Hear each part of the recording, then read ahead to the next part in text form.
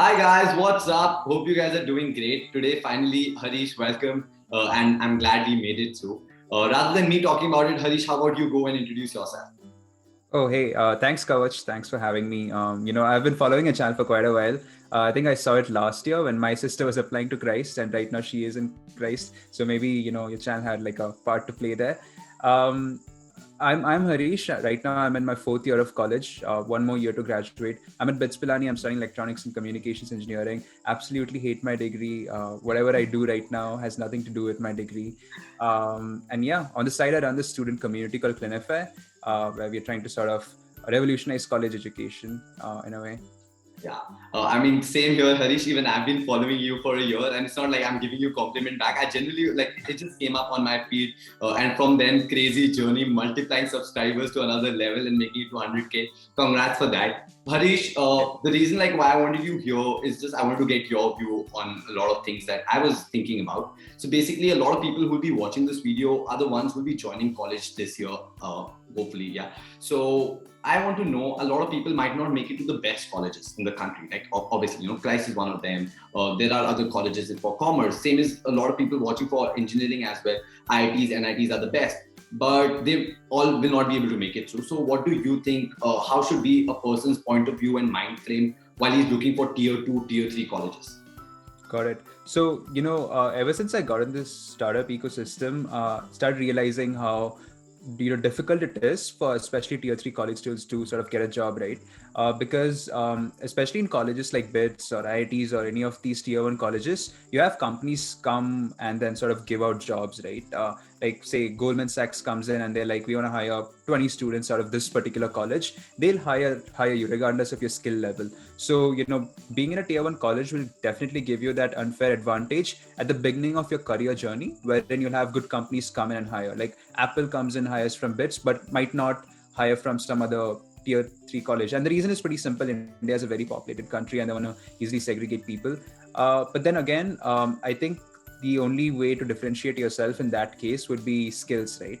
The projects that you bring on board. Because from a company's perspective, if you're giving them value, then nothing like that. If the company feels that, hey, Kavach can add a lot of value to my company and he'll be a great asset, and that's going to ultimately help drive revenue and then growth for my company, they'll definitely hire you. So I'll give you an example of one of my friends. His name is Kunal Kushawa. He's studying in it's a tier 3 college in Delhi. No one has heard of it, but this guy has cracked Google Summer of Code. He's a mentor at Google Summer of Code. He goes to a lot of these coding conferences in New York. So he in spite of his college, it wasn't like a barrier for him to go out there and explore other things. And I think because you have the internet, it just opens up so many opportunities for you. So I would say get yourself exposed, join good online communities. You can join Clinify if you want. Go to this website called F6S, where you have a bunch of conferences happening around the world, right? So this could be a startup expo. This could be some particular company just telling people about how the work culture is and how you can get hired, or it could be an internship fair. It could be anything. Just try attending these events. Even a lot of e-cells or a lot of IITs have really good events. So start participating, start getting yourselves involved in these extracurriculars and opportunities, and then eventually you'll learn how to pave your path. So I would say the internet is a great democratizer, and then use it to your fullest. Yeah, very true. Same the case I've experienced, like with even Christ, big companies come in, like give out, like, even GS and Bain or McKinsey, BCG, all of them come up and like give good packages and hire people. That's not necessarily the case with like tier 2, tier 3. But yes, I think skills are really important. Now talking about skills and like taking it towards the degree level, now there are certificates, there are degrees, you can do X number of courses. But do you really think that they matter? Like, because we all, even I talk about it, even you talk in your videos a lot about skills. But a lot of people mistake it to like just getting the certificate from like Udemy or wherever, or same is the case with like getting a BBA degree or like an engineering degree. So do you think like in today's digital time, like do they really even matter? So unfortunately, they do matter. It doesn't hurt, right? Having a degree doesn't hurt. Maybe without a degree, you can get like 50% of the opportunities, but with a degree, maybe it opens up 90% of the opportunities. Because as much as we say, still there are a lot of these recruiters who think that degree is like a good criteria to get in. And even if it's someone like me who has I don't know what I'm doing in electronics and communications engineering, right? I have no clue. I can't even like, plug in a LED to a wire. But then again, it just sort of matters because these guys it come from that mentality. So maybe in the next 20 years we might see a switch, but right now, that notion around degree still stays. And then I would say, but regardless of that, show your work, right? For example, when I started making YouTube videos, I was approached by Cred, I was approached by Leap Finance, and all of these guys wanted to hire me because I had shown my work. I told them that, hey, this is my marketing efforts. This is how, I can do stuff. And then once they take a look at your work, few of them realize that, hey, this guy could be a really good asset. So I would say try building a personal brand.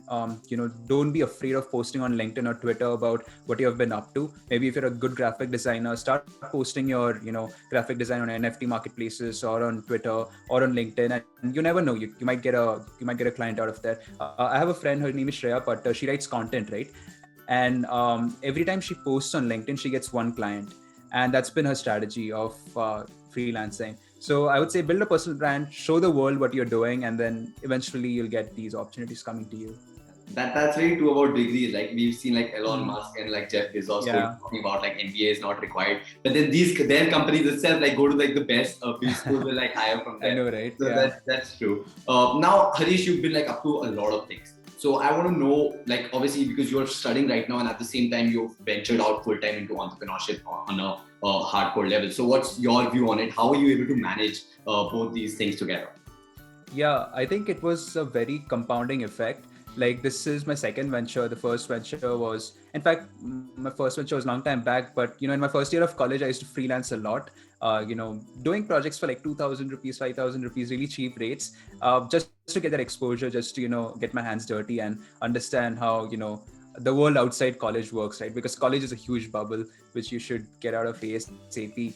And then eventually that freelancing experience in design, in web development led to, a bunch of events. And then that helped me build a lot of connections in the industry, right?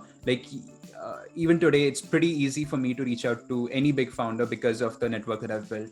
And then we started this venture called Hulock Chatbots, where we built, SaaS chatbots for a bunch of companies, but then it did not work out well because we weren't able to scale it, and then that sort of failed. We had to shut it down, and then we started Clinify. Even Clinify, it had its own set of ups and downs, but then we raised like 2 rounds of financing from some of the best investors in India, and then that sort of gave us a morale boost. And yeah, that's what we are up to right now, sort of trying to build this virtual college where no matter what degree you're doing, no matter what college you're coming from, we just sort of democratize opportunities.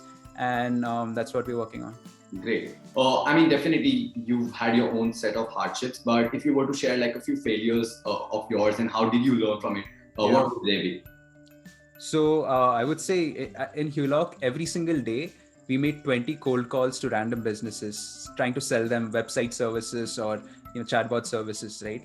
Out of these 20, every single one of them rejected. So I'm just so used to these rejections, so used to, a lot of these Goan restaurants just cursing me, saying, hey, stop annoying me. How many times will you cold call me? So we have sort of done this for, I think throughout that period, I made over 200, 300 cold calls with 0 response rates, no one opting for our services. So yeah, I think that was like probably one of the lowest times because we were like, what are we going to do next? And even last, I think 2 months back, we were trying to raise our first round of funding for Clinify, and a major investor just rejected us. They were like, hey, you're just a bunch of kids just trying to do something. It's too bad. And that was also huge. In fact, we were so sort of demoralized, and we started looking out for internships, saying this is not a thing. We got to move on. But then things sort of changed. But yeah, there have been these fair share of failures. Great. Just the last question before I let you go. Harish, a lot of people will be joining college, like I said. So if you were to share with them, definitely you've talked about skills and like getting the work done. But a lot of people have the misconception, and it's about money also. So what is your take on it? Like, do you think money is so important in like the next 3 to 4 years of their life, or they can just go on like building what it? And what's your advice to them before they join college? So it depends on what kind of situation you're in. If you have a financial constraint, if your entire family is dependent on you, and if you think that if you don't go out there, do internships and do jobs, and you can't sustain your family, then I would say, definitely be money focused. Every single internship should sort of be paying so that you can take care of, sort of be financially secure, right? But if you're in a position where you're sort of financially secured, where your parents aren't completely dependent on you and you can live an independent life, then take risks. Maybe you can go out there and start out with a founder who's never going to pay you, but maybe you can just be part of the initial journey, right? And you never know, that could someday become huge. So you can take those kind of risks, and then you can even, if you really admire someone, you can go out and work with them for free. You can take these kind of risks, but I would say, when it comes to unpaid internships, this is the way I look at it, right? Do an unpaid internship only if you think that thing, like the person you're working with, or the organization you're working with, could become huge in the next 1-2 years. If you see that potential, and if you think that you could be an early bird in a huge revolution, then it's totally fine. Go work with them free, and just be part of the founding team in a way. But if you think it's just pure exploitation where they're asking you to spam WhatsApp messages on your college groups, then don't do it. That's not an internship, and that's never going to teach you anything. That's true. I think this is going to be a good value bomb for a lot of people watching this video. So again, thank you so much, Harish, for joining in, and thank you for your time. Have a great day. Awesome, man. Thanks a lot for having me. Great talking. Bye-bye. Take care.